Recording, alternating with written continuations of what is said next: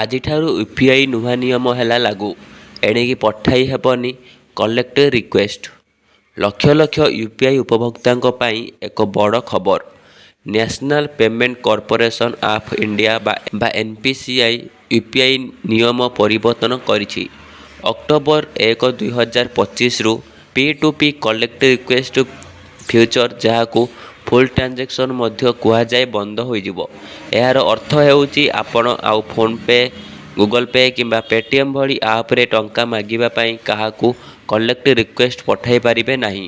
Online ଠକେଇକୁ ରୋକିବା ଏବଂ ବ୍ୟବହାରକାରୀ ସୁରକ୍ଷାକୁ ସୁଦୃଢ଼ କରିବା ପାଇଁ ଏହି ପଦକ୍ଷେପ ନିଆଯାଇଛି। ନୂତନ ୟୁପିଆଇ ନିୟମ କ'ଣ ଜାଣି ରଖନ୍ତୁ।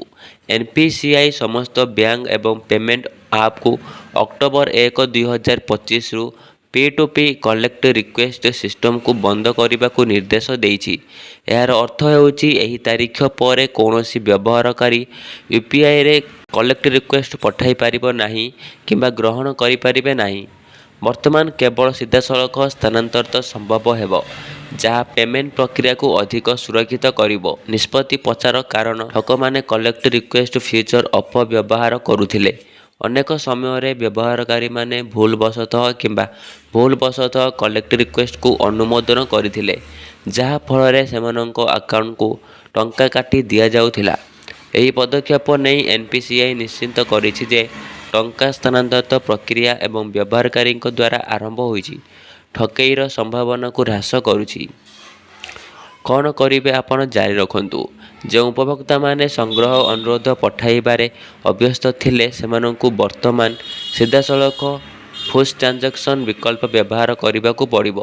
କ୍ୟୁଆର୍ କୋଡ୍, ୟୁପିଆଇ ଆଇଡି ଏବଂ ବ୍ୟାଙ୍କ ଆକାଉଣ୍ଟ ନମ୍ବର ମାଧ୍ୟମରେ ପେମେଣ୍ଟ ପୂର୍ବପରି ଜାରି ରହିବ।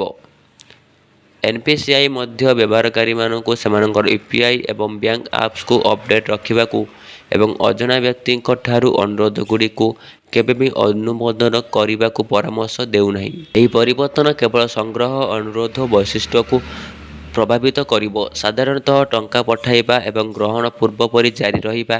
ନୂତନ ନିୟମ ଅନୁଯାୟୀ ବ୍ୟବହାରକାରୀମାନଙ୍କୁ ସହଜରେ କାରବାର ସମାପ୍ତ କରିବାକୁ ବ୍ୟାଙ୍କ ଏବଂ ପେମେଣ୍ଟ ଆପ୍କୁ ସେମାନଙ୍କ ସିଷ୍ଟମରେ ପରିବର୍ତ୍ତନ କରିବାକୁ ନିର୍ଦ୍ଦେଶ ଦିଆଯାଇଛି।